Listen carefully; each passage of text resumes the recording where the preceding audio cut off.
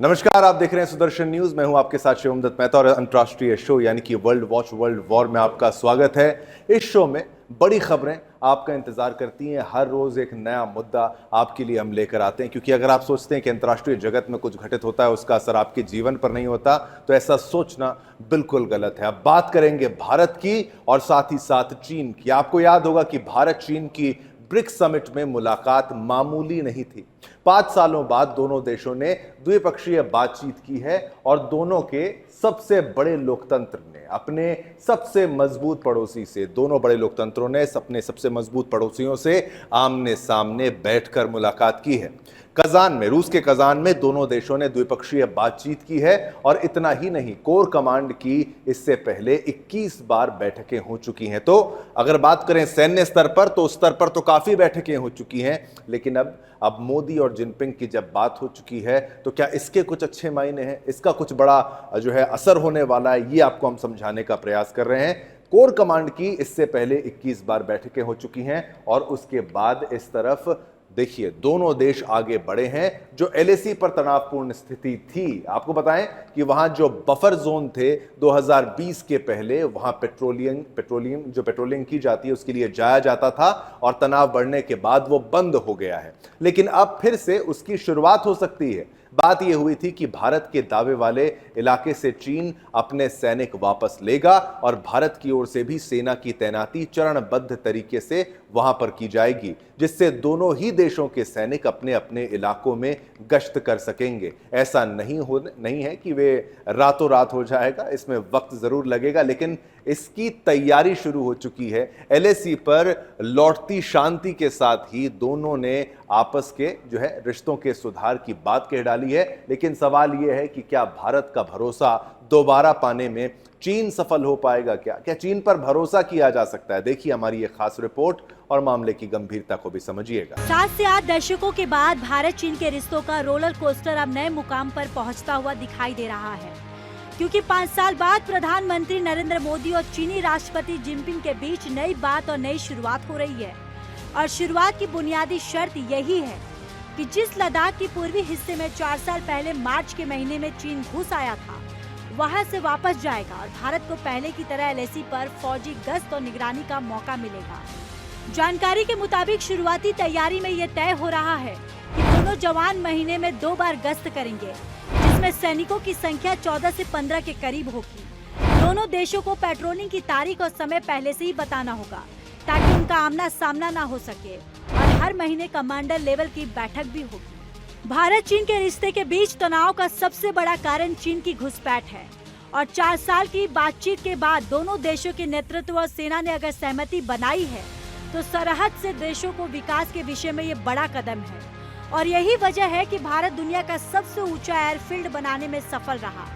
5 साल बाद भारत के पीएम नरेंद्र मोदी और चीनी राष्ट्रपति जिनपिंग के बीच इस हैंडशेक ने दुनिया के कई देशों को हिलाकर रख दिया है।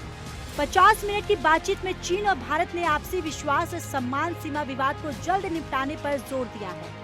2020 के गलवान झड़प के बाद दोनों देशों की एक दूसरे के साथ ये पहली द्विपक्षीय बातचीत थी। 50 मिनट की मीटिंग में पीएम नरेंद्र मोदी ने जब जिनपिंग के सामने बोलना शुरू किया, तो भारत के एनएसए अजीत डोभाल भी पीएम को टकटकी लगाकर सुनते रह गए। सुनिए आखिर जिनपिंग के सामने जब पीएम नरेंद्र मोदी ने बोलना शुरू किया, तो मीटिंग हॉल में कैसा सन्नाटा छा गया। आपसे मिलकर खुशी है, और जैसा आपने कहा 5 साल के बाद हमारी ये फॉर्मल मीटिंग हो रही है। हमारा मानना है कि भारत और चीन के संबंधों का महत्व केवल हमारे लोगों के लिए ही नहीं, लेकिन वैश्विक शांति, स्थिरता और प्रगति के लिए भी हमारे संबंध बहुत अहम है। एक्सेलेंसी, सीमा पार पिछले 4 वर्षों में उत्पन्न हुए मुद्दों पर बनी सहमति का हम स्वागत करते हैं। सीमा पर शांति और स्थिरता बनाए रखना हमारी प्राथमिकता रहनी चाहिए। म्यूचुअल ट्रस्ट, म्यूचुअल रिस्पेक्ट और म्यूचुअल सेंसिटिविटी हमारे संबंधों का आधार बने रहना चाहिए। आज इन सभी विषयों पर बात करने का अवसर मिला है। मुझे विश्वास है कि हम खुले मन से बातचीत करेंगे और हमारी चर्चा कंस्ट्रक्टिव होगी।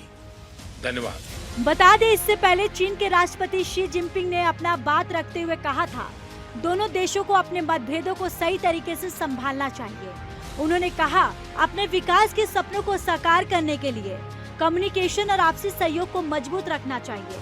भारत और चीन को संबंध स्थिर करने के लिए एक दूसरे के साथ मिलकर काम करना चाहिए, जिससे दोनों देशों के विकास लक्ष्य को पूरा करने में मदद मिल सके। मीडिया रिपोर्ट्स के मुताबिक चीन के साथ सीमा विवाद को सुलझाने के लिए दोनों देशों के विशेष प्रतिनिधि जल्द ही बैठक कर सकते हैं, जिसमें भारत की तरफ से NSA अजित डोभाल और चीन की तरफ से चीनी विदेश मंत्री वांग यी शामिल होंगे।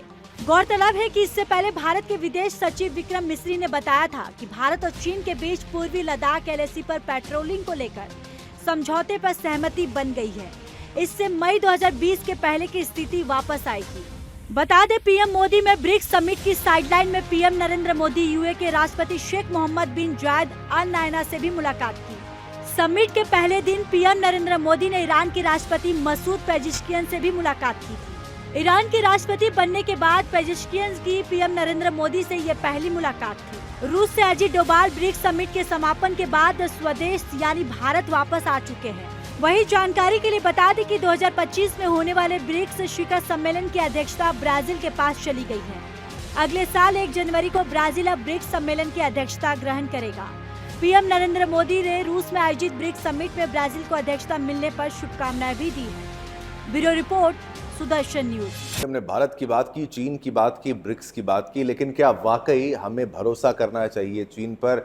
ये एक बड़ा प्रश्न है, क्योंकि कई बार जो है चीन धोखा दे चुका है। लेकिन अब चीन को भी पता है कि उसको भारत की ज़रूरत है। उसमें रूस का एंगल ये है कि भाई, कहा जाता है कि पुतिन ने इसको जो दोस्ती को आगे बढ़ाने के लिए एक तरीके से दोनों का मनोबल बढ़ाया है, दोनों को प्रोत्साहित किया है। और चीन को भी शायद एक संदेश चला गया कि अगर आप भारत के साथ रहना चाहेंगे तभी आप आगे बढ़ पाएंगे, साथ मिलकर चलेंगे तो फायदा आपका होगा।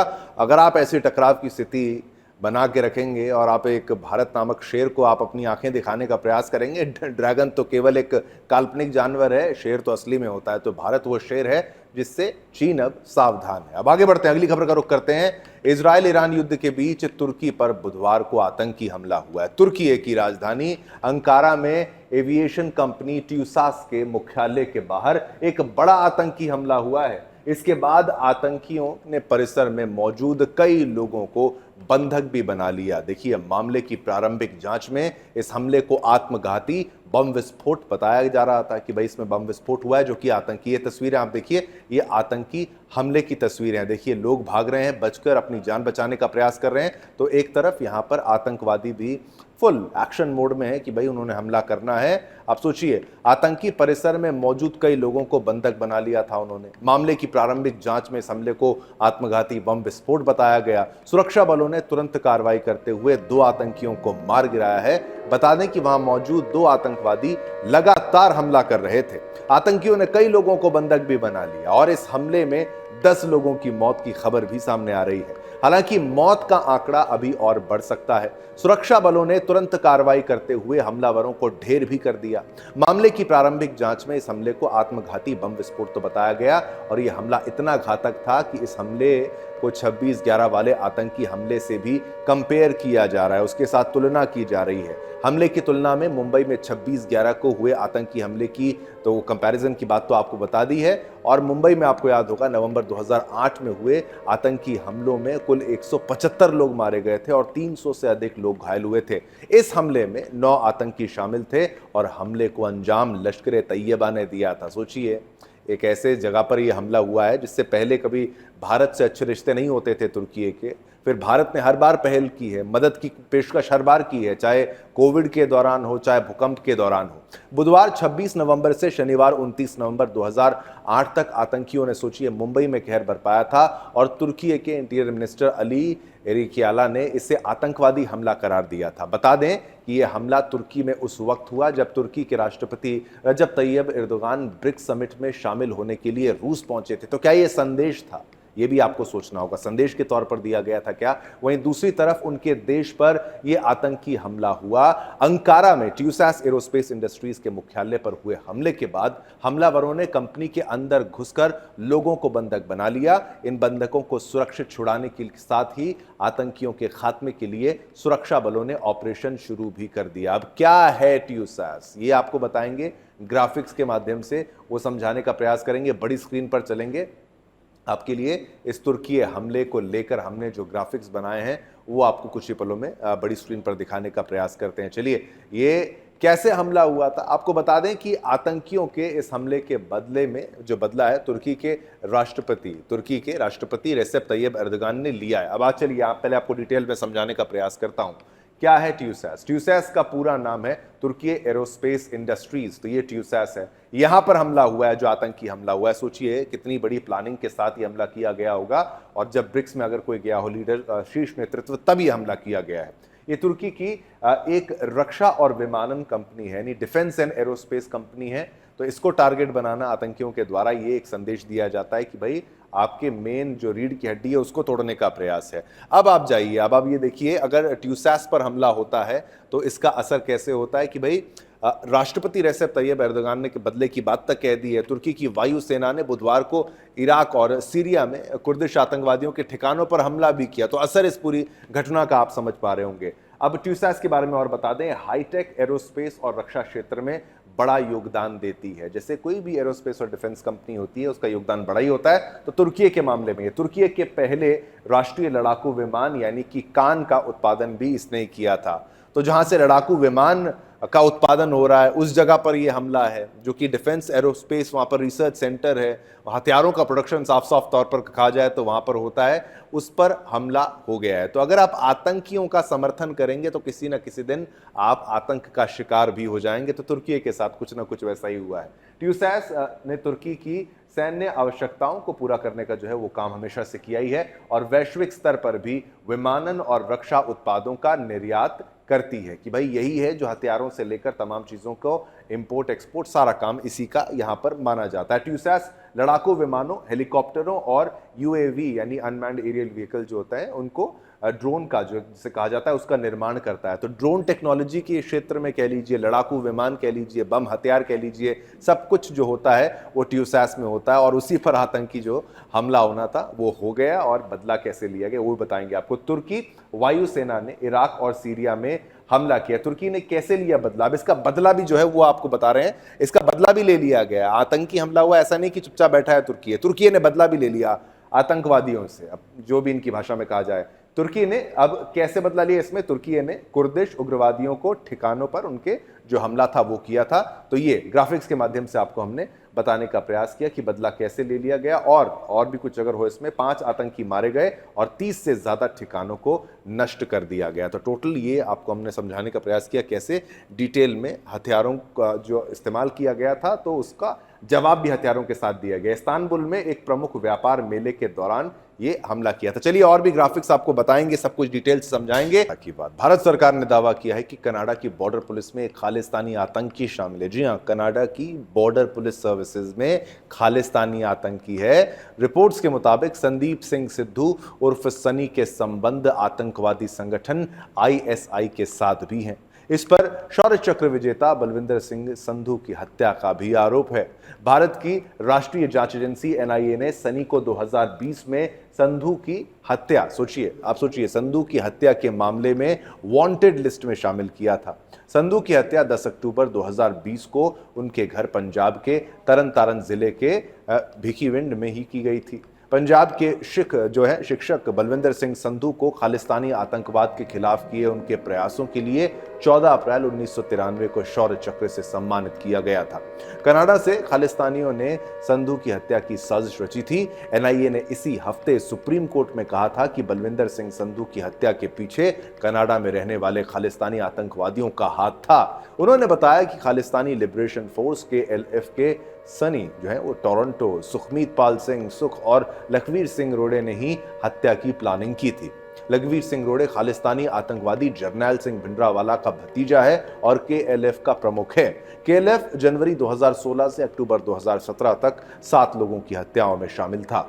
एनआईए ने संधू हत्याकांड की पूरी टाइमलाइन और कनाडा कनेक्शन का खुलासा भी किया था। चलिए, ये खबर हमने आपको बताई कि कैसे कनाडा में कट्टरपंथी और खालिस्तानी उनकी फोर्सेस में हो सकते हैं, उनके गवर्नमेंट बॉडीज में हो सकते हैं, एडमिनिस्ट्रेशन में हो सकते हैं, कहाँ नहीं हो सकते हैं।